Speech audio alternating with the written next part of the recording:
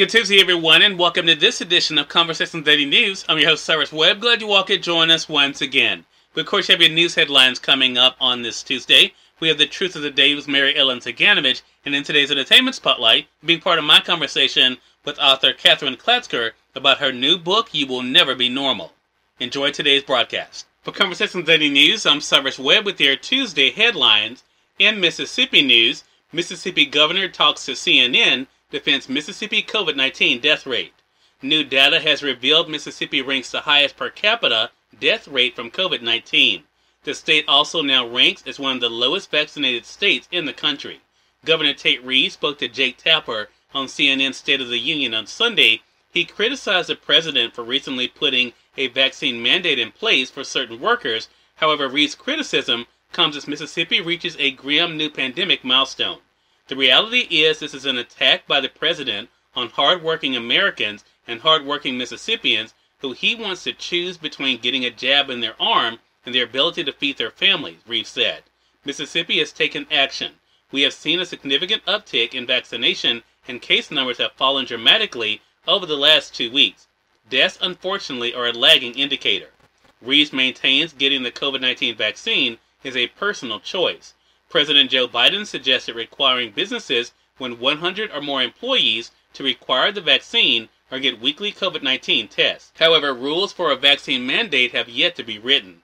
Governor Reeves is one of several Republican state governors who said they intend to challenge the mandate in court if necessary. In a related story, COVID-19 has now killed about as many Americans as the 1918 to 1919 Spanish flu pandemic did, approximately 675,000, the Associated Press reported on Monday. The U.S. population a century ago was just one-third of what it is today, meaning the flu cut a much bigger, more lethal swath through the country, but the COVID-19 crisis is by any measure a colossal tragedy in its own right, especially given the incredible advances in scientific knowledge since then, and the failure to take maximum advantage of the vaccines available this time. Like the Spanish flu, the coronavirus may never entirely disappear from our midst. Instead, scientists hope it becomes a mild seasonal bug as human immunity strengthens through vaccination and repeated infection.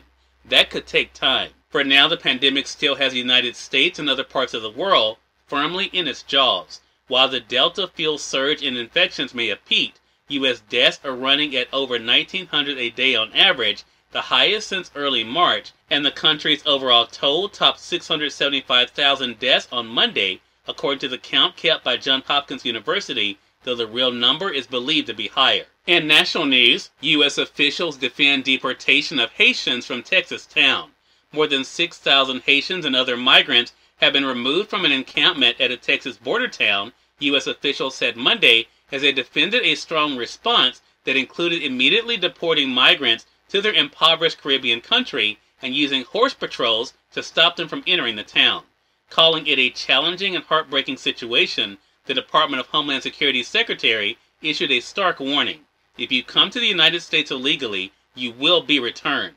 Your journey will not succeed, and you will be endangering your life and your family's life. Mexico also said it would deport Haitian migrants and began busing them back on Sunday evening, according to the president of the local Chamber of Commerce. In more national news, Biden looks to turn page on 20 years of war at UN. President Joe Biden began his first visit to the UN General Assembly, ready to make the case to world leaders that after closing the book on 20 years of war, the U.S. aims to rally allies and adversaries to work together on a slew of crises, including the COVID-19 pandemic, climate change, and trade and economics. The president could face a healthy measure of skepticism, beginning a week of high-level diplomacy. The opening months of his presidency have included a series of difficult moments with friendly nations that were expecting greater cooperation from Biden following 4 years of the previous administration. 8 months into his presidency, Biden has been out of sync with allies on the chaotic ending to the U.S. war in Afghanistan. He also faced differences over how to go about sharing coronavirus vaccines with the developing world and over pandemic travel restrictions and the best way to respond to military and economic moves by China. And finally, in entertainment news, Emmy ratings up to 7.4 million viewers this year. The Emmys accomplished what is becoming a rarity for award shows these days by actually increasing its viewership over the previous years. The Nielsen Company estimated that 7.4 million people watched Sunday night's show, where the comedy Ted Lasso and streaming service Netflix were the big winners. That's up from 6.1 million people who watched a ceremony sharply curtailed by the coronavirus pandemic last year. Cyrus Webb, Conversations Daily News. It's our time for the Truth of the Day with Mary Ellen Ciganovich. Mary Ellen, take it away. Hi, this is Mary Ellen with your Truth of the Day. Free yourself from negativity. Negativity seems to be everywhere. You can choose to create a space around you that is free from negativity, a space that protects you from the things other people do or say. Even though people may have the best intentions, at times they make you feel vulnerable and hurt. It may not even be what they said. It may be the way they said the words they chose. It might just be a day when you feel susceptible or off balance. In either case, you can avoid these negative feelings or comments by imagining yourself surrounded by a golden shell. This shell is permeable, but allows in thoughts and words that are affirming, comforting, and positive. This is your sphere of positivity.